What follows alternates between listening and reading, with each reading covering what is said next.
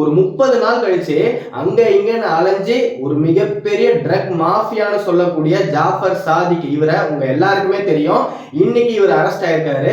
இவர் அரெஸ்ட் ஆனதுக்கு அப்புறம் மிகப்பெரிய ட்விஸ்ட் எல்லாம் கிளம்புது. என்னன்னா, ட்ரக் இந்த போதைப் பொருளை இந்தியால இருந்து ஆஸ்திரேலியாவுக்கு டிரான்ஸ்போர்ட் பண்றதுக்கு சினி ஃபீல்ட்ல இருக்கக்கூடிய மிகப்பெரிய ஃபேமஸான ஆக்டர்ஸ்க்குமே இன்வால்வ்மெண்ட் இருக்கு அப்படின்ற மாதிரி எல்லாம் இப்ப மிகப்பெரிய ஒரு கொஸ்டின் மார்க் கிளம்பிக்கிட்டு வருது. கொஸ்டின் மார்க் இல்ல, ஒரு பயங்கரமான டவுட்னே சொல்றாங்க. இவருக்கு கூட யார் யாரெல்லாம் இருக்கா, இவருக்கு பின்னாடி இந்த வேலையை செய்யறதுக்கு யாரெல்லாம் ஹெல்ப் பண்ணாங்க அப்படின்ற டீடைல்ஸ் எல்லாம் இன்னும் கொஞ்ச நாள்ல வரப்போகுது. இந்த ட்ரக்கால டெய்லி எத்தனை சின்ன ஸ்கூல் பசங்க முதற்கொண்டு காலேஜ் பசங்க முதற்கொண்டு பாதிக்கப்பட்டுக்கிட்டு இருக்காங்க அப்படின்றது இந்த வீடியோவை பார்க்குற உங்களுக்கே தெரியும்.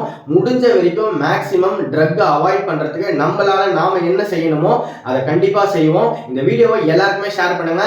இதே மாதிரி விஷயத்த நீங்க தொடர்ந்து தெரிஞ்சுக்கணும் அப்படின்னா உங்களோட இந்த ரிவ்யூ ரியாக்ஷன் சேனலை